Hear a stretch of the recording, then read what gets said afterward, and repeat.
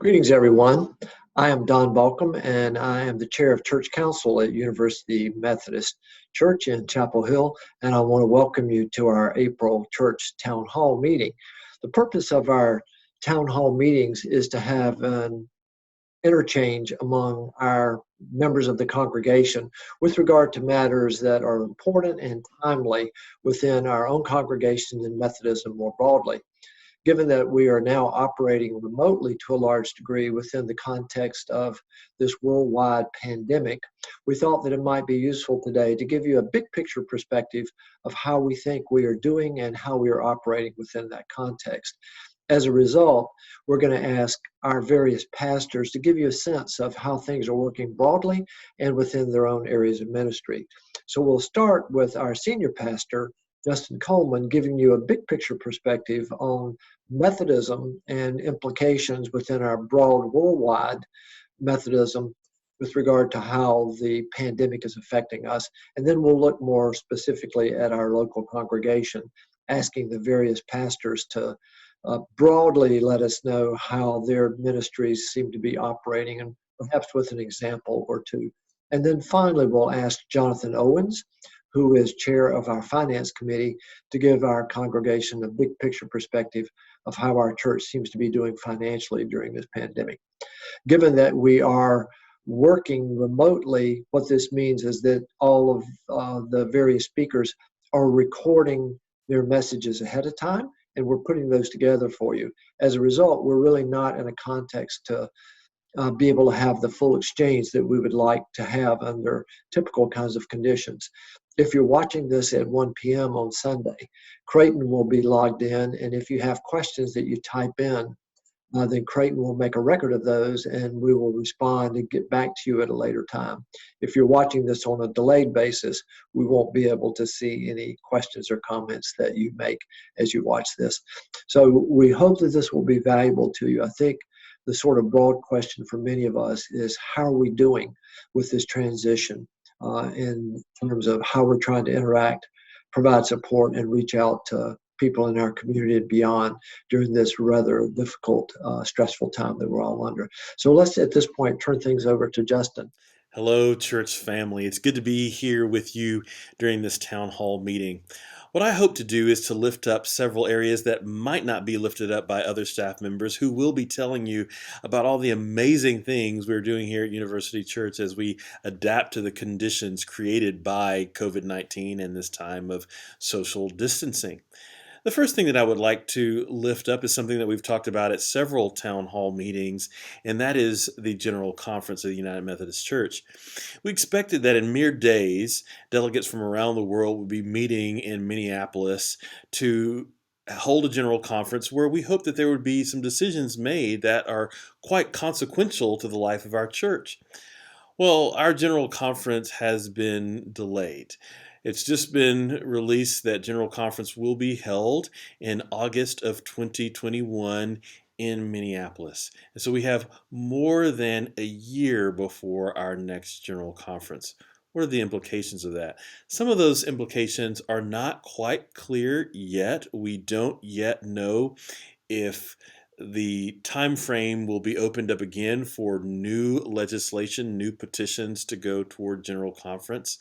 We don't quite know what the implications are for the protocol that is in place that has called for an abeyance of certain of the new rules and regulations put in place by the traditional plan beginning in January of 2020. So there's still a number of things that are not quite clear yet. But what is clear is that we will not be holding General Conference this May, and we will have more than a year before our next General Conference. It's also the case that we will have more than a year for our next jurisdictional conference. That is when we elect bishops. And as some of you know, our own bishop, Bishop Hope Morgan Ward, was set to retire this August at the previously scheduled jurisdictional conference. These conferences will be moving to after General Conference, and so likely in the October-November window of 2021, those conferences will be held. If the language of the discipline around jurisdictional conferences remains the same, that means that a bishop would retire the August following the jurisdictional conference, which would mean August 2022 for those bishops who expected to be retiring August of 2020. Now, the General Conference may make new rulings on this as a body, and we might see some retirements as early as January 2022. But again, all that remains to be seen. So there is a lot that has changed. Conversations are being pushed back. And when there's more information about the implications of this shift in timeline, I'll certainly make everyone aware at our town hall sessions in the future. The next thing I'd like to talk about is worship. I have been so thankful for our staff and all of our efforts to try new things related to streaming worship. We have pressed our technology to the max in certain ways, and as we've tried to create some innovations to tighten up what we do related to streaming. Some of those have gone off smoothly. Some of those have had some hiccups along the way. We've added Facebook Live to our streaming services there on Sunday mornings. And I've been so proud of our staff as they've really worked hard at offering the best experience that we can, given the conditions and given the changing conditions of our technology in ways that we've pressed it in directions that it hasn't been pressed before. Again, that has had some hiccups. We apologize from that, but we've been learning as we go in certain ways here. I'm very proud of our staff. As this time has progressed along, and as we assume that in-person worship may be more delayed than we originally expected, we've moved to pre-taping certain parts of the service, just as we were pre-taping parts of this town hall meeting, so that we can observe appropriate social distancing and care for our staff members. And again, this is something that we will continue to work on, and we hope that experience will get even better over the weeks as we journey together. And we hope that we're able to include more people from our congregation in worship services as we are doing worship in this way. Many other churches in our area and across the country have been worshiping in a pre-recorded way and then releasing those live, if you will, on Sunday mornings or at different times on Sundays. And so we join a whole other crowd of churches that are doing the same thing. And so, again, we're thankful to be able to do that. We're so thankful to be able to gather with our community on Sundays in worship in this way. It's been so very meaningful to receive emails and text messages and comments on YouTube and on Facebook from congregation members as we seek to connect with one another, even as we're distant from one another. And so worship will continue. It's hard to say when we will be able to worship together in person right now, but we will continue to give updates to our congregation as we listen to the medical community, as we hear best practices from other church communities, and then determine what is the best course of action for us here at University Church. I've said it before, I want to say it again. I want to celebrate our staff in the ways that they tirelessly think about ways to connect our congregation members with one another. It's been lovely to see the increased presence on social media, particularly Facebook. Please, if you've not already, If you're not already on Facebook, I'd encourage you to be on Facebook, if for nothing else, than to find University Church's page and like it, and then receive information from us on Facebook. There are additional videos and interactions that are available there from our staff members and members of our community. This has really been an interesting time of adapting from very much an in-person church to a digital church. It's been great to see the number of small groups and the number of people who are involved in small groups. It's been great to see people calling one another and checking in with one another and being able to do pastoral care visits across Zoom and congregational committee and team meetings on Zoom. All of that has been a gift. I also know that it's taxing. It takes extra effort and work to connect with one another, and certainly we continue to pray for our strength in these days as we learn new behaviors and as we try out things that we've never tried before. I'm so thankful for a staff that deeply cares about one another, deeply cares about our congregation, and is trying to connect in multiple ways that I hope are making a difference. Again, there are a lot of things about the coming days and weeks and months that are unclear, but what is clear is always that God is with us. And I'm so thankful for the ways that God is working in the midst of our community, particularly as we not only connect with one another, but as we reach beyond the bounds of our community, seeking to take care of our community and world. One of the things that's been going on in my life of pastoral ministry is that the senior clergy from neighboring churches, really churches all around town, are probably more connected now than we may have ever been. Weekly, we gather as a set of senior pastors in churches across our town, mainline denominations, non-denominational, interdenominational, and even an interfaith connection every Monday to talk about the spiritual needs of our entire town and our area, to talk about best practices that we and share best practices from our respective church communities, and to talk about how we can care for not only the spiritual needs of our town and our county and beyond, but also the temporal needs of people in our town and beyond. That's been a great gift. It's been wonderful to see the prayer of Christ from John's Gospel that we would be one as the Father, Son, and Holy Spirit are one. It's been great to see a kind of a oneness emerge in local churches as we cooperate and have conversations differently than we have in the past. And so, just as we experience frustration, there are always signs of resurrection, always signs of new life, a new life that Christ, that God is cultivating around us. And I hope that you, in your personal life of faith, but also as you interact with people all across our area and all across the world, are experiencing some elements of that new life, even during this time of social distancing. God bless you. I love you. Always feel to email, text, call, reach out.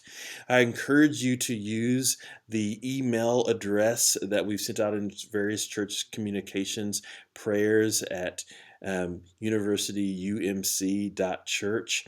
That comes directly to my phone, and it goes to others on our staff to share with our prayer team. But each one of those prayers that come in, I pray for personally, and I would encourage you to send those in. They're very confidential.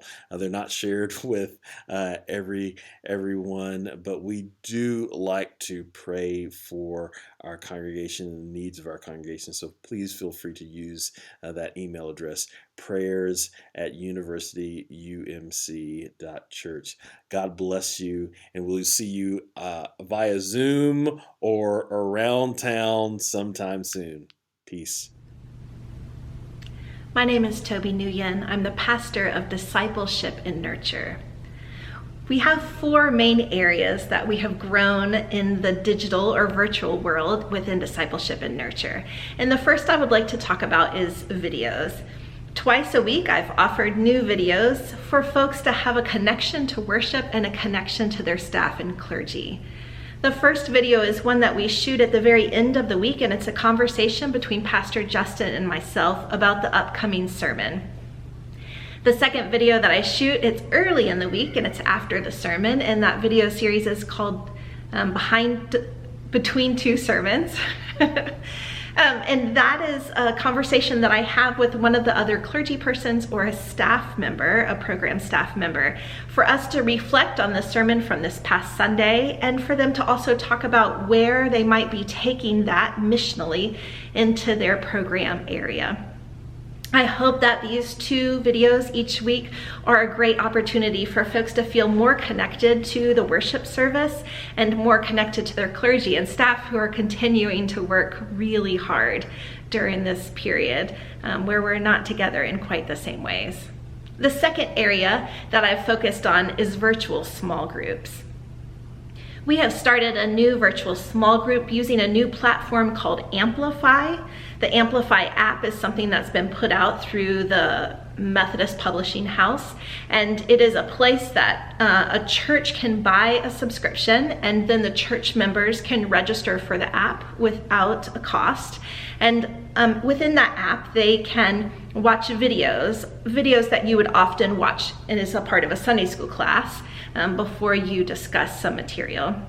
And so we now have a purchased subscription to Amplify and are offering that to our folks. We have already done that with the Wesley Challenge, and we will continue to do that with our new material called Unafraid by Adam Hamilton that begins this current week. There are 2 sessions for those, and anybody is welcome to join. The expectation is that you watch a video and then you come and be a part of a small group Zoom session, so a virtual small group. And those happen on Wednesdays at 9 a.m. and 7 p.m. I'm pretty excited about this next set of material, Unafraid, not just for the topics, but the folks that have registered. Many of them I have not been in a small group with up until now. And so I feel like we're going to be forming some new relationships, and I'm pretty excited about that. Women's Bible study is something that I have already been teaching on a weekly basis, but that group has grown quite a bit during the quarantine, and we now have 2 sessions. I teach 2 sessions on Tuesdays, and this last week there were 26 women that were present for those small group sessions on Tuesdays. So that's been a really excellent way to get to connect to folks who I miss seeing. The third way that I have focused on during this time of quarantine is congregational care. Congregational care is a quarter of my job as the pastor of Discipleship and Nurture. This is the nurture piece. Along with the leadership of Mary Ann Kimball, we have put together groups of people who have volunteered to call others. And they are calling the same group of 8 or 10 households and connecting with those 8 or 10 households, the same ones, every single week during this quarantine. And then any needs that they hear about, they funnel back to the clergy, and we can either do our best to take care of or refer them to Stephen Ministry or to our Helping Hands group. And I'm really grateful for the leadership of the folks who are calling and checking on other church members, and then the potential relationships that can be built among these phone calls and these conversations during this time.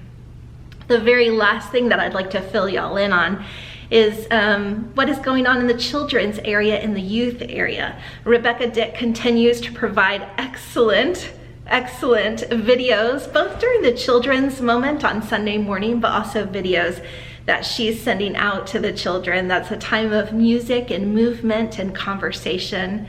I'm so grateful for the ways that she's also supporting families during this time and helping them have conversations that can feel a little bit difficult or scary. Rebecca's also meeting one-on-one virtually with kids during the week and calling and having conversations with them and time together. And I'm grateful for the ways that she still continues to minister to children and families.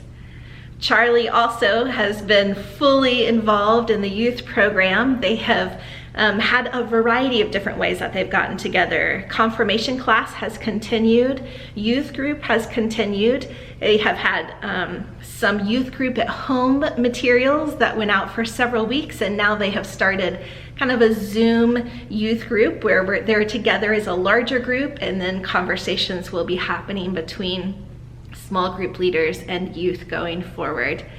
We're all very curious about what the summer might bring for especially the children and youth programs, and how we can continue to support families and children and youth in their spiritual development. But I feel really confident with the leadership that we have right now that we are doing our best, and people seem to be receiving it with such grace and kindness.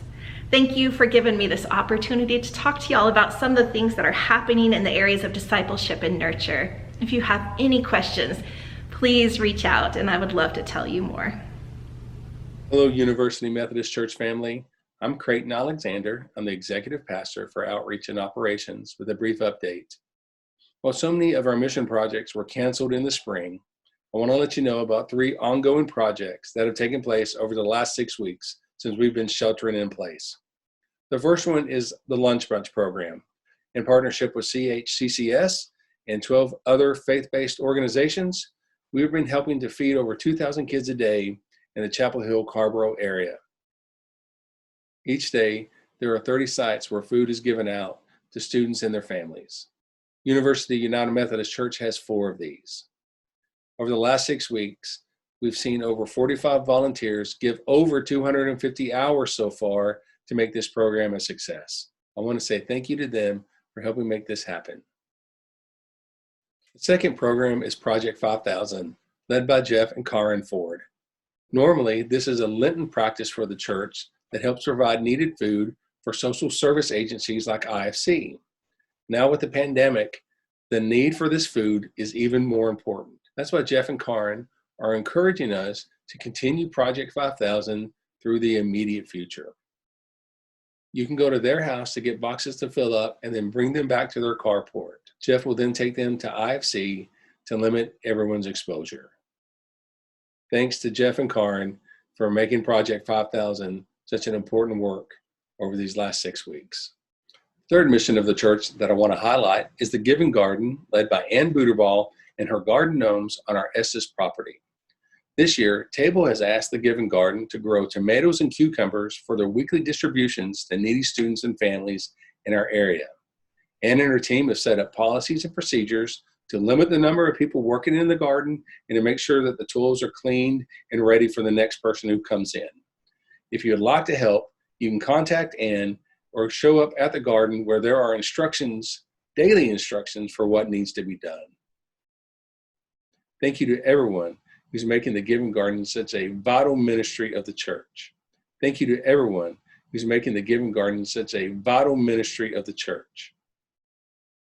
While I've only been here for a little over 2 years, I know that there are 3 things that define University Methodist Church: Jesus, basketball, and education. When it comes to education, the Church Council unanimously affirmed the outreach goal of ending the achievement gap and the institutional racism that sustains it in the Chapel Hill Carborough School District. Our strategy for closing the achievement gap is through mentoring. This spring, we had 7 mentors who were working with 13 students at Ephesus Elementary School. The program was going great, and we were about to invite others to become mentors before the schools closed. But don't worry. In May, you will see opportunities for online training that will hopefully prepare a new class of mentors for the fall, when we can hopefully start working with students one-on-one again. But our mentoring strategy doesn't end there. Chapel Hill Revision, which is our mentoring project with students in middle and high school, has begun partnering with the Blue Ribbon Mentoring Advocate Program in the CHCCS School District. Beginning in May, you'll get an invitation to be a part of online training so that hopefully we can prepare other mentors to begin working with students one-on-one when the fall begins, which I hope will be in person. Finally, I'd like to tell you about a new online discipleship course that is geared towards those who are exploring the Christian faith, and even more so in these harrowing times. Alpha is a 12-week course that focuses on basic Christian concepts, allows room for questions, all within a small group experience. If this is something that you, a family member, or a friend might enjoy, you can start signing up next week with our weekly email. I hope to see you there.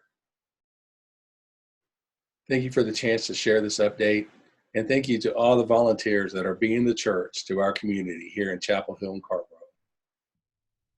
Hey friends, my name is Daniel Childs, if we haven't met before, and as many of you know, I lead our Kindred church plant community. And I wanted to share a brief update with you about how COVID-19 has affected the ministries of Kindred Church and how we're currently responding. So just by way of background, as some of you know, Kindred Church made extraordinary progress throughout this past fall and through the winter. We began holding monthly worship services, and that allowed us to be able to hone and improve our worship experience before we jumped into offering weekly worship services. And we were able to pull together a very talented group of musicians for our Kindred band. We celebrated a couple of baptisms at Kindred services, which was really exciting. We were reaching new people, we were building momentum, and of course, that progress in the area of worship was in addition to Kindred's weekly small groups ministry, as well as our mission projects and social events and a number of other things that the Kindred community was doing. And so as that momentum was building through the fall and through the winter, we had planned the launch of Kindred's weekly worship services for Easter Sunday, actually. And as some of you know, we were able to secure Rashkus Elementary School in the Meadowmont neighborhood of Chapel Hill as the site for our Sunday morning worship services. And by mid-March, we had our volunteer teams, they were finalizing the plans for our weekly services there. But unfortunately, due to COVID-19, we had to postpone our Easter launch. And so that was disappointing, to say the least. But currently, we are still planning to launch our weekly worship services at Rashkus there as soon as it's safe to gather and we can get all of our volunteer teams trained and organized. We don't know yet exactly when that's going to be, but we're hoping to get weekly worship going by the early fall, if it's safe and if it's possible. But in the meantime, Kindred has responded to this new situation with some exciting new ministries that are helping us to continue to reach and connect with new people who need a church home. And we've been able to adapt many of our previous ministries to some new digital platforms. So I'll share just a few things with you. First, we are continuing to hold monthly worship services online. And if you didn't see Kindred's Easter worship service, I'd encourage you to check it out. That's our latest one. And if you're watching this right now on University's YouTube page, it should be right here on the same page. So check out the Kindred Easter service. I think you'll enjoy it. Second, we've begun hosting a weekly evening prayer service that meets live on Kindred's Facebook page. This is a 20-minute time of devotion and prayer, and I lead that on video, and then others participate and share prayer requests through the comments there on Facebook. And a number of our regular participants at evening prayer are actually brand new to Kindred since social distancing started. And in a few cases, they're actually brand new to church altogether. So that's been really exciting to see. That is Tuesdays at 7 p.m. And you just have to go to the Kindred Facebook page if you want to check us out. All are welcome, so we'd love to have you. The third thing is that we've just launched a new Kindred Church podcast. I'm really excited about this. We're going to be sharing weekly messages that'll be from me, and occasionally we'll have guests as well. We'll share interviews and other conversations. And since we don't yet have weekly worship at Kindred, I think this is going to be a great touch point for our community. And I think it's going to be a great way to share what Kindred is all about with any new listeners that we're able to reach. If you're interested in checking it out, you can find the Kindred Church podcast. It's up now on Apple Podcasts as well as Spotify and Podbean. Well, there's a whole lot more that I'd love to be able to share with you, but I don't want to go over my time limit here. So be sure that you go and check out Kindred's website. It is www.kindrednc.church. You can subscribe to our e-newsletter there. You can find links to our different social media pages there. You can learn more about all the ways that Kindred Church is continuing to reach new people with the good news of Jesus and continuing to grow our church family, even in this challenging and uncertain time. So thanks for tuning in today, and many blessings on you. Hello, my name is Jonathan Owens, and I am the finance chair for 2020. And I'm going to give you a quick walk through the current financial situation of the church. And that'll be based on three factors: giving, spending, and the endowment update. And all of these factors will be in the context of the COVID-19 challenges that everyone's facing right now. On the giving side, you'll see a chart here that covers March 1st to April 17th, which includes the time period where we've had remote services. And it'll be this period recently plus as compared to the same period last year. And you'll also see in parens next to the giving numbers, the 275 and 244, those are the numbers of giving units from the church that make up those gifts. So you can see that it's actually over a 20% increase during the period of 2020 versus the same time last year. And then if you look year to date in our fiscal year, which starts on July 1st of last year and runs through June of this year, you can see that we're about even with what we've typically done in the past, comparing 2020 to fiscal year 2019. So far, we're doing well on the giving side, despite the COVID-19 effects on the economy. Next, we'll look at the operational expenses year to date. And again, looking at that same period, July 1st through April 22nd, fiscal year to date, you'll see expenses are actually down slightly from in the 2020 timeframe versus 2019. And so you see the total operational expenses there are lower. And the staffing costs are also slightly lower, which is a subset of those total operational expenses. So the operational expenses also include the apportionment payments to date, but it does exclude missions expenditures because the church spends over and above this amount on missions. And finally, an update on the imbalance balance. Of course, it's been affected by the fall in the stock market.